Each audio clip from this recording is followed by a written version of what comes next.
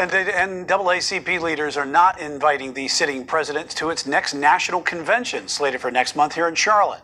Organization's president says the decision has nothing to do with political parties. Derek Johnson says President Trump is working against their mission.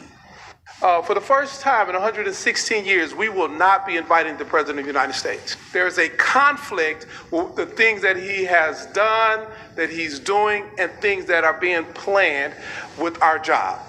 NAACP President Derek Johnson announced the decision Monday, calling Trump a direct threat to democracy and civil rights. Quote, "Right now it's clear Donald Trump is attacking our democracy and our civil rights. He believes more in the fascist playbook than in the U.S. Constitution. The president has signed unconstitutional executive orders to oppress voters and undo civil rights protections. He has illegally turned the military on our communities, and he continually undermines every pillar of our democracy to make himself more powerful and to personally benefit from the U.S. government." End quote. The statement went on to say extending an invitation would be, quote, "a waste of our and undo civil rights protections. He has illegally turned the military on our communities, and he continually undermines every pillar of our democracy to make himself more powerful and to personally benefit from the U.S. government." End quote. The statement went on to say extending an invitation would be, quote, "a waste of our time and energy to give a platform to fascism." End quote. All right, guys, so we got to talk about the NAACP, the National Association for the Advancement of Clown People, right? Because that's all they do at this point, right? It's a complete and total clown show, okay? They are an arm of the Democrat Party. And once again, they are showing us that they, in fact, work on behalf of the Democrat Party, not on behalf of black people or so-called colored people, right, or whatever, right? Because they have basically snubbed President Trump when it comes to their convention, right? So they're having a national convention in Charlotte. And usually every year they invite the president to come and speak, okay? And, you know, Trump hasn't showed up, right, to any of these convention speeches, so it really doesn't matter. But the fact they didn't invite him is very telling, right, in regards to how, again, this organization has essentially become a partisan organization that works on behalf of the Democrat Party, but they're pretending as if this is not political, when it's 100% political. And I want to talk about it, okay, because there are some people, like, for example, the cackling clowns on The View, who believe that this is right, that the NAACP was right to snub President Trump, even though every year they invite the president. They've been doing this for 100 plus years, I believe. But it was right for them not to invite the president because Trump is racist, right? This is what they believe. Take a look. Our job is to make democracy work and fight to protect democracy. And there's a conflict. There's a conflict with the things that he has done, that he's doing, and things that are being planned with our job. Wow. Yeah. So the theme of this year's convention is the fierce urgency of now, focusing on political divisions and threats to civil rights. So the question is, does not inviting him send the right message, or is it a missed opportunity? Now, I personally think. What do you think? I think it's all right that they didn't invite him, because you generally would invite. Everything they got going on, they go against Trump. Everything he do, they go against. These people are crazy. Folks, if you thought there could be a dialogue, but there is not a real solid possibility of having a dialogue, a meaningful one with him, about the changes that. But we all know George Soros funded the NAACP, and here's the proof. He's making and how they're affecting. So I think they saved themselves, a chicken dinner. And he'll get somebody who can actually speak to this and how to make the changes. That's my thoughts. Yeah. What do you think? Well, I agree with you, Whoopi. The NAACP, what many people don't understand is it's a nonpartisan organization, and it's also a civil rights organization that has been, and what we have seen with this new Trump administration, Trump 2.0, is he's attacking the civil rights that our ancestors, upon whom we stand on their shoulders, fought for and lost their lives for. Stand on no ancestors. How could you stand on the ancestors' shoulders and y'all don't even support the African American community? Y'all all for illegal migrants. If that's the case, where reparations at? ACP not to invite President Trump. Now, here's the thing. I don't give a damn. Okay, I cannot give one F. I'm pretty sure President Trump does not give one F about not being invited. He never attends, right? So ultimately, it doesn't matter, right? But again, the reason why I'm doing this video is because I find their reasoning to be fascinating, right? They claim that, well, Trump is a threat to democracy, which is a Democrat talking point, by the way, right? A nonpartisan organization, allegedly nonpartisan, using flat out Democrat Party talking points. But yet, if that is your reason, right? If you're saying that democracy is the reason why that you can't invite the president, then you should not invite any Democrats, because Democrats don't believe in democracy. They did not have democracy within their own party when it came to the nomination of Kamala Harris, right? They overthrew Joe Biden against his will, okay? And then they installed Kamala Harris. Nobody voted for her. That's not democracy, right? They rigged their own primaries.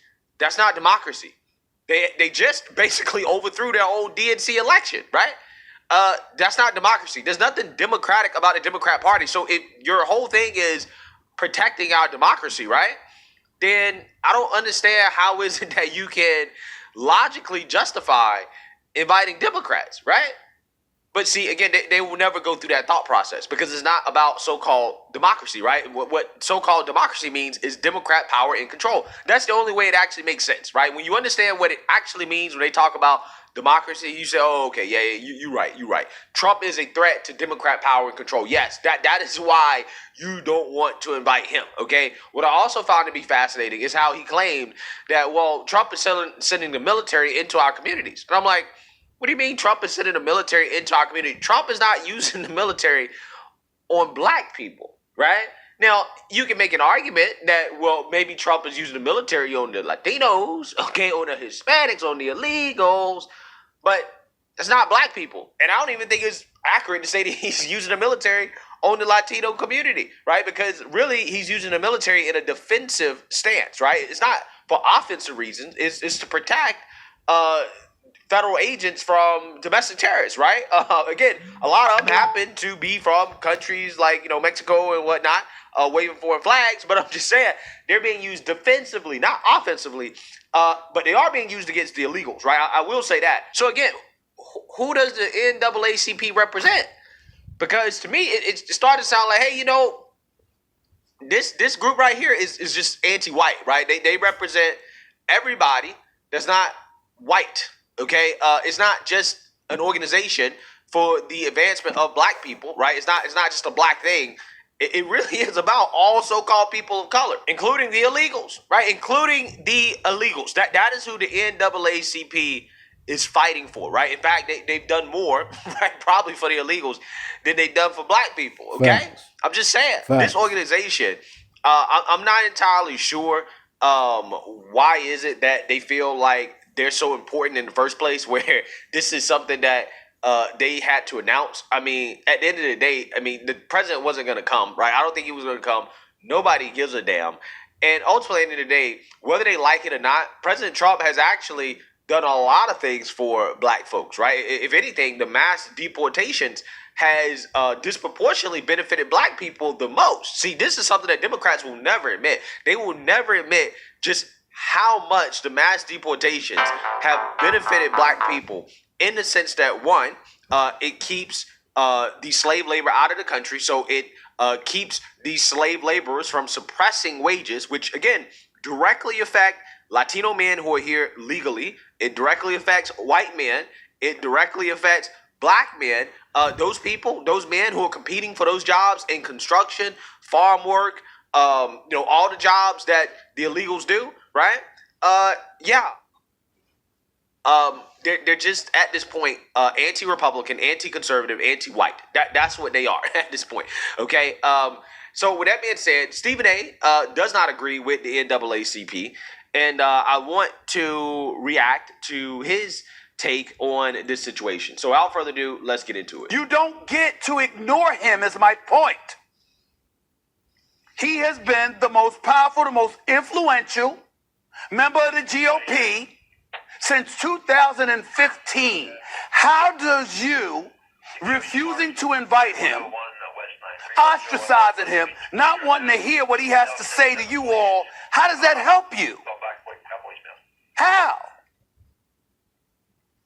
I'm not saying agree with him. I'm not saying side with him. I'm not saying befriend him. I'm not saying any of those things. But ignoring him ain't gonna get it done. None of you truly want to be about the business of helping folks, particularly the desolate and disenfranchised in our country, the urban communities throughout America. Not that that's all the NAACP does, because I'm certainly not implying that. All I'm saying is that clearly is who you're interested in helping.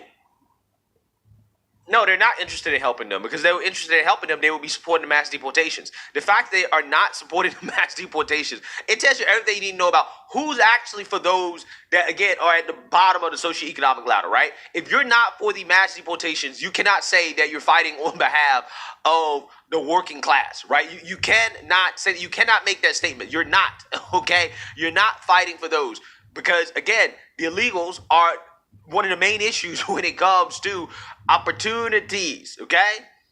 So that's not what they're doing. They're a partisan Democrat Party organization, and I just wish they would just admit the truth. If they just admitted the truth and say, yeah, we're partisan, yeah, we support Democrats, that's it. I'll be like, okay, well, whatever, right? I can't be mad because you're being honest with me, right? But it's the fact they're being dishonest about it. They're trying to pretend as if we're for people of color. No, you're just anti-white, right? You're anti-white and you're pro-Democrat. That's what you are, and you're anti-Trump. Ignoring him and not even inviting him to come and speak at your convention, what's that going to accomplish? For the first time in a 116-year history, you're not inviting a president. Are you trying to tell me that there's no president that has been as offensive to the NAACP as Donald Trump in 116 years? Are you really making that argument? That no matter what you think about Donald Trump, that's the only person, that's the only president of the United States that you've been able to say that about in a 116-year history of the NAACP. 116 years. Doing the math, that goes back to 1909. Since 1909, there's no president that has ever been more offensive to the NAACP than Donald Trump. Is that your argument? Other than the progressive left, who's going to definitively agree with your position? You might have folks out there that want to contribute to the causes of the NAACP that are center-left and center-right. They may not agree with Donald Trump either, but they recognize the importance of being able to work with the President of the United States. Facts, common sense. Well, no, Stephen A., they don't realize that because the Democrat Party doesn't work with the President of the United States, right? So Democrats aren't working with them. Then the NAACP can't do it because, again, they're a Democrat Party organization. Again, that's what people got to understand. When Stephen A. said, well, what does this accomplish? Well, it doesn't accomplish anything. That's the point. Just the NAACP doesn't accomplish anything. They don't accomplish anything when it comes to this. They don't accomplish anything when it comes to anything ever. They're an organization that, quite honestly, in my opinion, really is unnecessary, right? Very unnecessary. I'm not sure why they still exist, okay? But again, this idea that, well, you know, they can have a conversation with Trump, I think it's a valid point because President Trump is the type of guy that he will listen to people who make good arguments to him, right? He is the type of person that is open to changing his mind or being swayed by people in the room, right, who are making certain arguments. And again, if you want to basically advocate on behalf of so-called people of color, right, if you care about these programs so much, then you would think they would use this as an opportunity to express to the president, hey, this is why we care about these programs. This is why you should keep these programs, right, or whatever, if they really felt that way. But see, again, to them, it's more about being an arm of the Democrat Party rather than actually creating real conversation or trying to essentially affect the president's thinking when it comes to some of this stuff. All these programs here, George Soros fund. So of course, all these programs here will attack the President Trump because they're all in the bed with George Soros. Facts. And here's the proof.